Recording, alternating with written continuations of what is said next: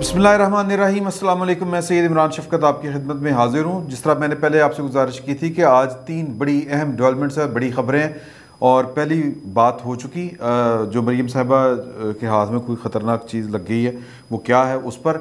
तो दूसरी जो अहम तरीन डेवलपमेंट है वो ये है कि पाकिस्तान के चीफ ऑफ आर्मी स्टाफ जो बात कहते थे, जो उन्होंने कही थी, जो हमारी नेशनल असम्बली की जो कायमा कमेटी है और सेनेट की जो कायमा कमेटी बराए डिफेंस थी, उनके साथ जो मुलाकात में उन्होंने बात कही थी कि ज़्यादा भंगड़े डालने की कोई ज़रूरत नहीं है। ये जो लुडियाँ पाओ वाला, लुडी पाओ हेज मालो वाला जो माहौल बनाया हुआ है हमने कि पाकिस्तान की पाकिस्तान ने, ISI ने अमेरिका को शिकस्त दे दी, तालिबान छा गए, ये कर दिए, ये कहते थे वो कि ये गले पड़ सकता है और ये इस तरह की चीज़ें नहीं हैं। हमें थोड़ी सी होशमंदी के साथ चलना चाहिए। और उनका सबसे ज़्यादा जो शिकवा था वो डिफेंस एनालिस्टों के ऊपर था। तो वही कुछ हो रहा है। ये जो उल्टे भंगड़े पा रहे थे ना, पुठियाँ छाला मार रहे थे कि यूं यूं घुमड़ के रियाँ पा रहे थे कि जनाब के वो लाल किले पे झंडे लहराने वाले, ये करने वाले, वो करने वाले, कि हमने धूल चटा दी, ये कर दिया, वो कर दिया। हुज़ूर आला, वो जज्बाती लोग हैं।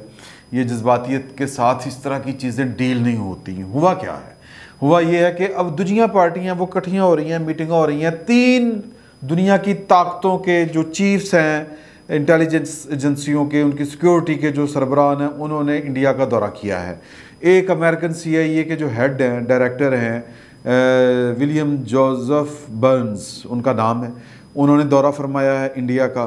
MI6 के हैं रिचर्ड मोर, उन्होंने दौरा फरमाया है। MI6 आपको पता है ना, वो भी बहुत बड़ी एटम है।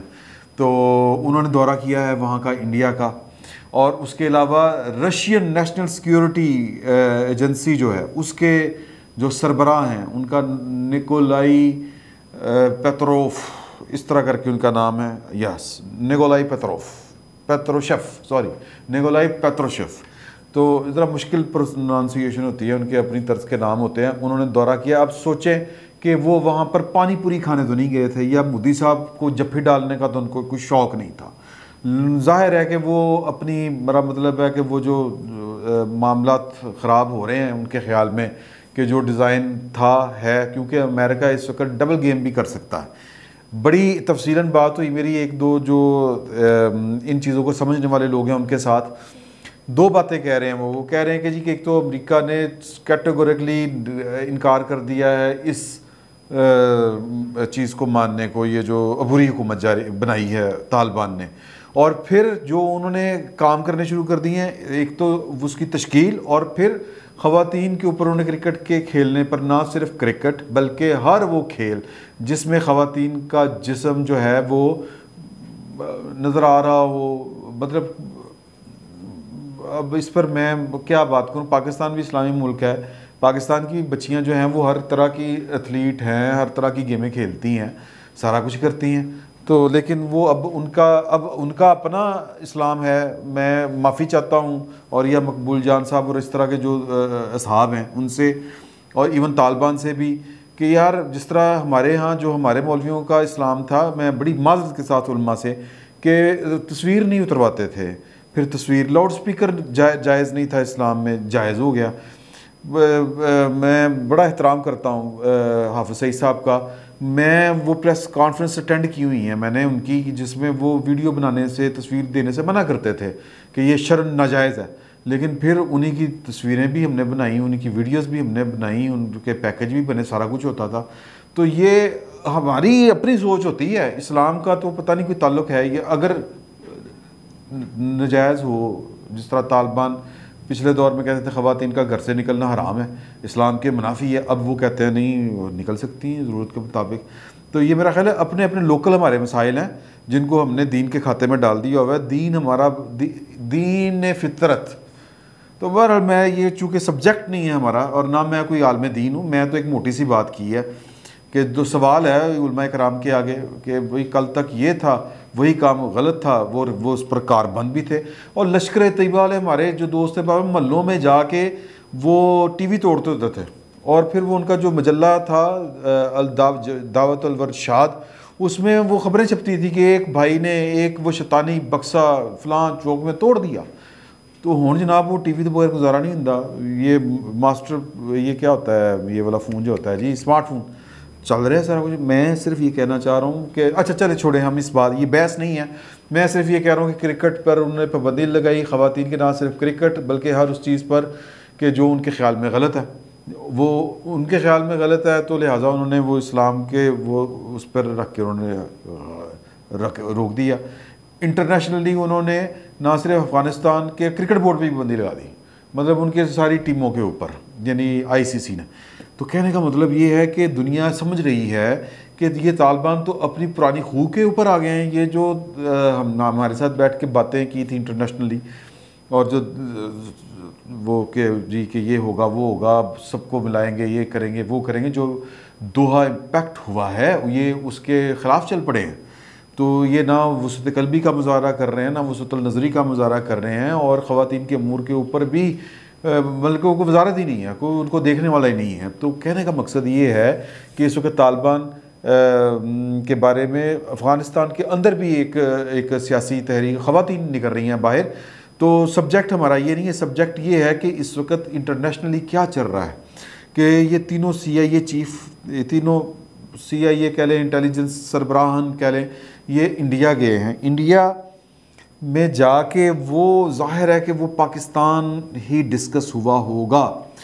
BBC जैसा इदारा डिस्कस ये कर रहा है, एनालाइज ये कर रहा है, वहाँ पर बहस ये चल रही है कि जो पंजशेर में तालिबान को कामयाबी मिली है, इसमें पाकिस्तान के अदारों ने उनको हेल्प आउट किया है। कुछ तो वो फेक न्यूज़ वाला मामला है कि हमारा एक F-16 कहीं पर वो तस्वीरें लगा के कह रहे हैं कि जी कि ये पंजशेर में हेल्प आउट करने गया था, बमबारी इसने की है।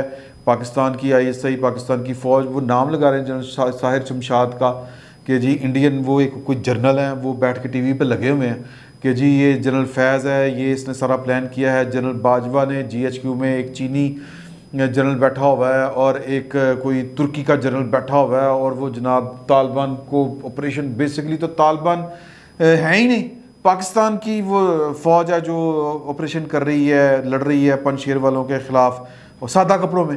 तो इस तरह का प्रोपेगेंडा जारी है। जब इस तरह के वड्डियाँ मगरमच्छ आके खड़े हो जाएं तो फिर वो प्रोपेगेंडा नहीं रहता। मसला ये है। लेकिन हमारे यहाँ लोगों को ना जनरल बाजवा की बात की समझ आई है, ना किसी और की समझ आई है। पंगड़े पाई जाओ, पंगड़े पाई जाओ। अब वो CIA चीफ जो हैं वो आए हुए हैं पाकिस्तान, जाहिर है वो आके वही जो इंडिया गए थे अब वो पाकिस्तान आए हैं।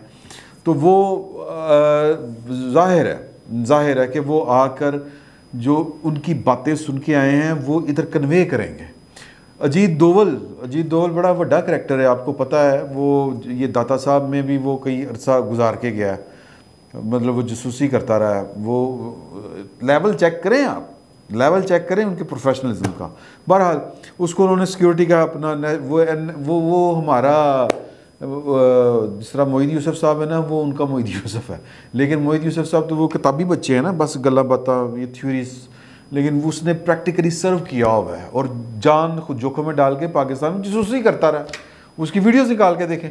खैर, वो कहते हैं कि जी उन्होंने 2 काम करने शुरू किए हैं। एक उन्होंने जो तालिबान जहाँ से ये फ़िक्र फूटी है, ये स्कूल ऑफ थाट देवबंद, सारे उसी स्कूल ऑफ थाट के हैं। तो वहाँ के उलमा को वफ्द बना के ट्रेन करके तालिबान के साथ जनाब इंगेज किया है उन्होंने। और वो कहते हैं कि जी कि उन्होंने जाके समझाया है तालिबान को कि अगर आप इंडिया के साथ कुछ करेंगे चीज़ें, क्योंकि ज़बीउल्लाह साहब ने कहा था ना कि इंडिया में भी अगर मुसलमानों के ख़िलाफ़ कुछ होगा तो हम उसके ऊपर भी आवाज़ बुलंद करेंगे। तो वो एक धमकी थी, तो वो उस धमकी को इंडिया सीरियस ले गया है और एहतियात करनी चाहिए। अब ये जो सवाल करने वाले थे ये हमारे मुजाहिद हैं, मतलब हमारे जो 5th जनरेशन वार के जो है वो मुजाहिद हैं।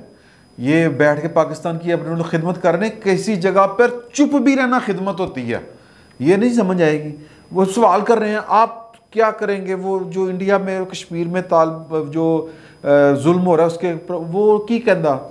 अब वो टेक्निकली आप पूछे, वो कहता कि नहीं वो इंडिया का मामला है, हमारा मुसलमानों के साथ कोई ताल्लुक नहीं है। कुछ चीज़ें नहीं पूछने वाली होती, लेकिन इन मुजाहिदों को कौन समझाए। पूछा, उन्हें जवाब देता, इंडिया में आग लग गई। तो अब इंडिया जो है, अजीत दोवल साहब, वो जो रिपोर्ट हो रहा है वो ये है कि वो ये तीनों चीफ्स को बिठा के जो रूस के सिक्योरिटी एडवाइज़र हैं, जो MI6 के चीफ हैं, जो अमेरिकन CIA के चीफ हैं, कि हमें तालिबान से बचाएं, पाकिस्तान से बचाएं, पाकिस्तान तो साड़ा बेड़ा गर्क कर देगा जनाब।